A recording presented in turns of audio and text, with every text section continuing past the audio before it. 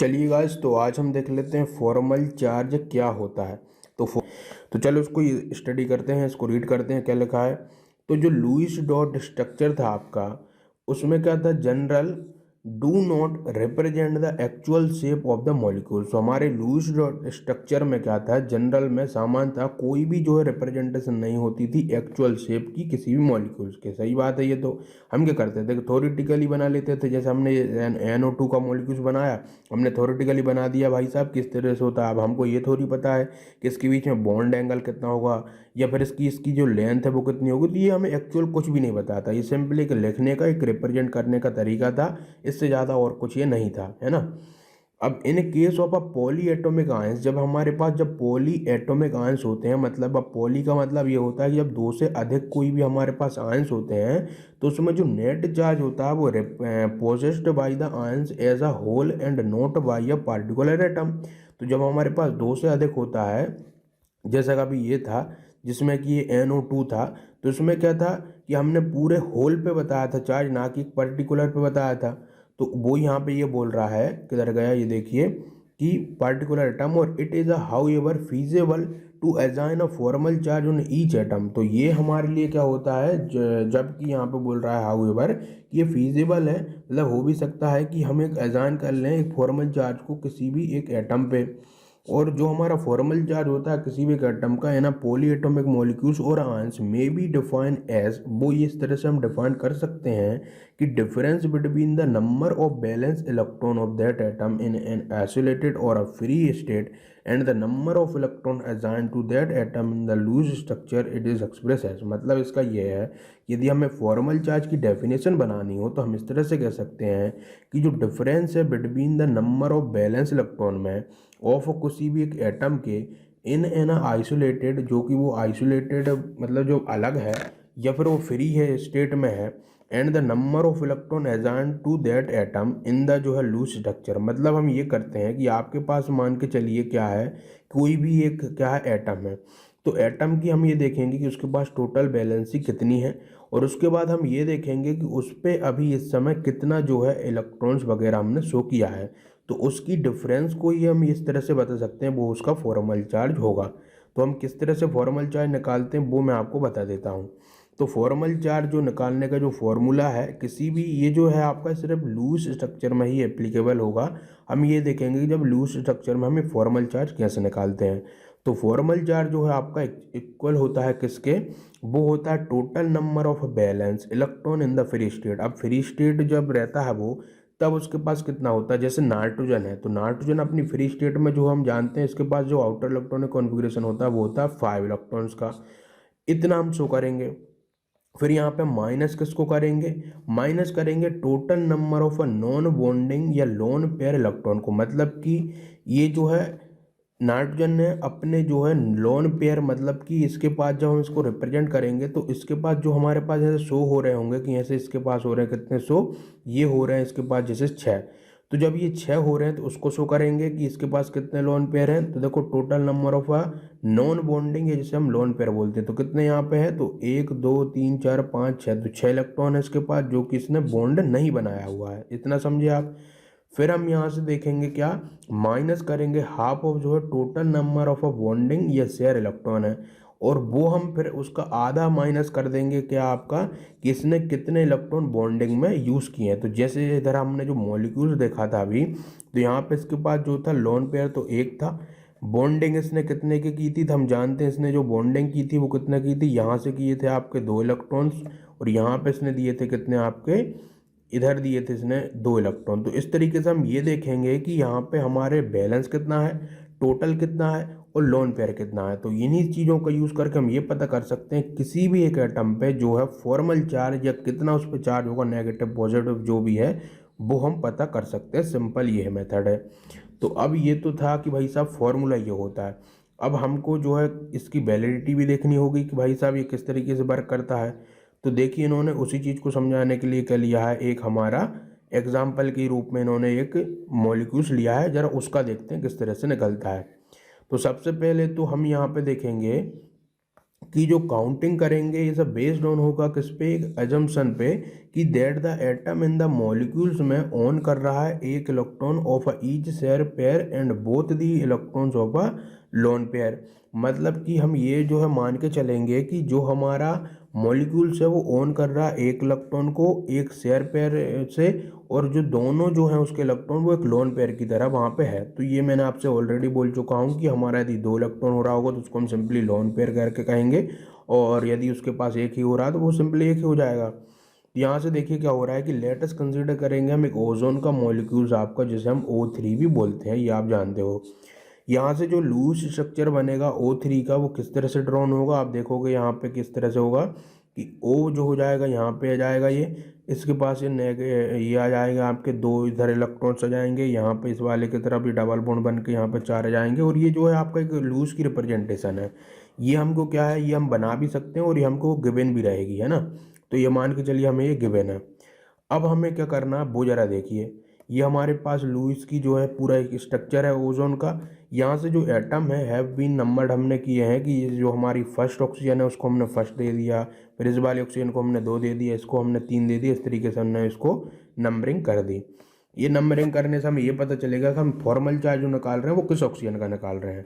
तो जो central atom जो है हमारा क्या है, ओ है एटम, उसको हमने 1 से मार्क किया है, तो उसका जब फॉर्मल चार्ज निकालेंगे तो देखिए हमको क्या करेंगे वहाँ पे।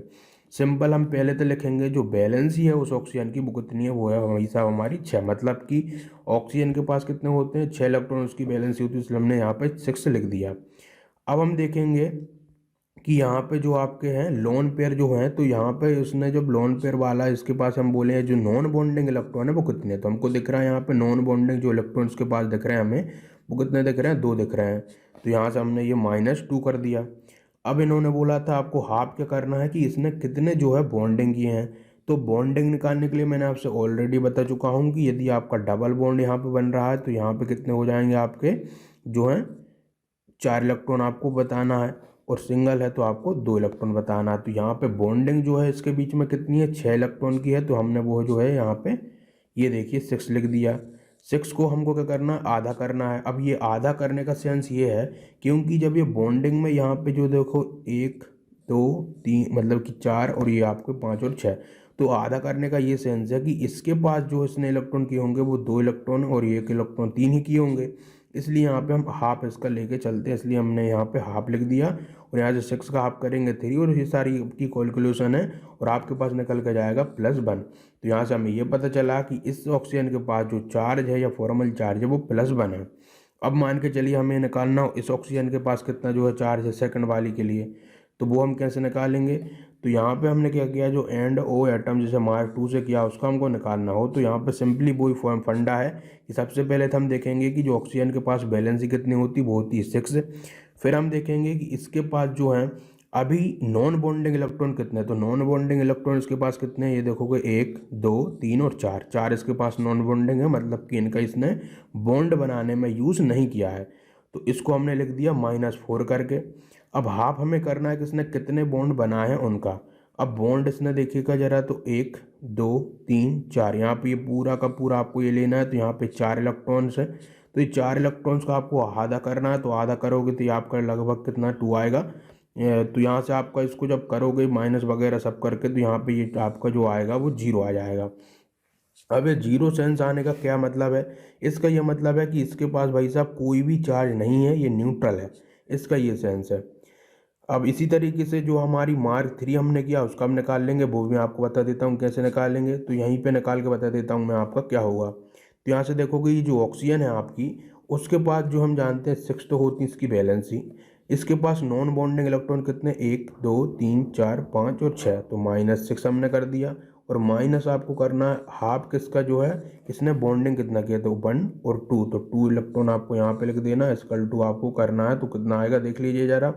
तो 6 में से 6 जाएगा तो आपको कितना आ रहा है यहाँ से, तो ये तो हो गया पूरा का पूरा भाई साहब 0, और यहाँ से जो है ये हाफ कटेगा तो ये नेगेटिव बना रहा है। तो यहाँ से हमें ये पता चला कि इस ऑक्सीजन के पास हमारा -1 चार्ज है। तो ये देखिए अब यहाँ से हमको ये पता चल जाता है किसी भी जो है उसके पास कितना नेगेटिव है पॉजिटिव है, ये हम पता करते हैं फॉर्मल चार्ज की मदद से। तो आपको कुछ नहीं करना, ये फॉर्मूला याद करके बैठ जाना फॉर्मल चार्ज का, जो कि हमने अभी पढ़ा है कि भाई साहब पहले हम लिखेंगे, मैं आपको लिख भी दे रहा हूँ यहाँ पे कि जो फॉर्मल चार्ज होगा यहाँ पे मैं FC करके लिख देता हूँ। तो किसी भी कैसे निकलता है, सबसे पहले जिस भी इलेक्ट्रॉन का हम फाइंड कर रहे हैं उसकी हमको वैलेंसी लिखना होता है। तो यहाँ पे मैं लिख देता हूँ वैलेंसी, है ना, याद रहेगा आपको। नेगेटिव करना है उसका जो है कितने नॉन बॉन्ड इलेक्ट्रॉन है, नॉन बॉन्ड इस तरह से मैं शॉर्ट में लिख देता हूँ। और माइनस करना है आपको हाफ ऑफ जो है कितना करना है आपको बॉन्ड, है ना। तो ये आपका फंडा है किसी भी फॉर्मल चार्ज निकालने का। तो यहाँ से मैं इसको जो है फिर से लिख देता हूँ, आप इसको नोट कर लीजिएगा। कुछ यहाँ पे आपके लिए इतना जो है कठिन नहीं है ना। और उसके अलावा यहाँ पे इस तरीके से हमने देखिए यहाँ पे पॉजिटिव और नेगेटिव इस तरह से लिख दिया, यहाँ पे रिप्रेजेंट कर दिया उसके चार्ज को। और आगे देखिए क्या लिखा उसको पढ़ लेते हैं। तो we must understand that the formal charges do not indicate real charge separation within the molecules. तो ये जो है हमें रियल चार्ज नहीं बताते हैं किसी भी मॉलिक्यूल्स का। ये देखो फॉर्मल का मतलब क्या होता है, फॉर्मल का मतलब होता है फॉर्मेलिटी करना है ना, मतलब किसी चीज़ को दिखाना है। एक्चुअल में उसका कोई सेंस है नहीं है, लेकिन एक फॉर्मेलिटी हम कर रहे हैं। तो वो यहाँ पे है कि यहाँ पे जो हम फॉर्मल चार्ज निकाल रहे हैं वो सिर्फ जो है वो इंडिकेट ये नहीं करते हैं कि रियल चार्ज सेपरेशन क्या है उस मॉलिक्यूल्स का, है ना। मतलब अभी हमने देखा था कि जब NO2 नेगेटिव था, तो यहाँ पे जो NO2 नेगेटिव था, तो ये नेगेटिव हमें इससे नहीं पता चलता है ना, ये आप याद रख लेना। हम ये फॉर्मल चार्ज से ये पता कर सकते हैं नाइट्रोजन के पास कितना है अभी चार्ज है, ऑक्सीजन के पास क्या है, ये हम पता कर सकते हैं। ये यहाँ पे बोला गया है सिंपल सा मीन। और आगे देख लीजिए, indicating the charges on the जो है atom in the Lewis structure only help in keeping track of जो है valence electron in the molecule. तो ये जो है इंडिकेट हमें करता है कि जो चार्जेस हुए हैं उस एटम पे उस लूज स्ट्रक्चर में, ये हेल्प हमें करता है कीप करने में, ये जो है ट्रैक करने में कि balance electron in the molecules में कितने हैं। तो सिंपल सा फंडा है इसका। और फॉर्मल चार्जेस हेल्प करते हैं in the selection of a lowest energy structure. तो लोएस्ट एनर्जी स्ट्रक्चर वाला कैसे पता करेगा, देखिए जरा हम। तो from a possible structure for a given species. तो जनरली जो लोएस्ट एनर्जी स्ट्रक्चर होता है is the one with the smallest formal charge on the atom. तो अब ये बताओ हमारे पास कि जो फॉर्मल ये हम जो बोल रहे हैं लोएस्ट एनर्जी, तो अब सबसे कम क्या चीज़ होती है, सबसे कम मतलब होगा यहाँ पे हम मान के चलेंगे जीरो है ना, यही आप मानोगे ज़्यादा से ज़्यादा। तो जीरो में कैसे आंसर इसका कि वो न्यूट्रल है, तो अपनी वो लोएस्ट एनर्जी में है। तो यहाँ से हम ये पता करते हैं कि कौन लोएस्ट एनर्जी में है, कौन जो है अनस्टेबल है, कौन स्टेबल है, ये हमें पता चलता है। तो generally the lowest energy structure is the one with the smallest formal charge होता है उस एटम पे। और जो formal charge is a factor based on a pure जो है covalent view of a bonding in which electron pair are shared equally by neighbouring atom. तो simple यहाँ पे इसकी फिर से डेफिनेशन दी है कि जो फॉर्मल चार्ज एक फैक्टर है जो कि इस बेस्ड होता है किस पे, प्योर हमारी कोवलेंट व्यू पे, उस बॉन्डिंग पे जिसमें कि जो इलेक्ट्रॉन पेयर हैं आपके शेयर हो रहे हैं एक्चुअली बाय दी नाइग्रीन एटम। मतलब आपस में जो इलेक्ट्रॉन वगैरह शेयरिंग हो रहे हैं उसी चीज़ को बताता है, उसी चीज़ को दर्शाता है। सिंपल सा आपको ये यहाँ पे फंडा था इसका। जरा आगे देख लेते हैं और यहाँ पे क्या क्या लिखा गया। तो अब ये हमारा फॉर्मल चार्ज का तो कॉन्सेप्ट होगा यहाँ पे हमारा क्लियर। अब हम आगे देखेंगे हमारी लिमिटेशन क्या है ऑफ अ ऑक्टेट रूल की। अभी तक हमें ये जो पढ़ रहे थे लूज स्ट्रक्चर ये सभी, तो वो किसके बेस पे पढ़ रहे थे, ऑक्टेट रूल के।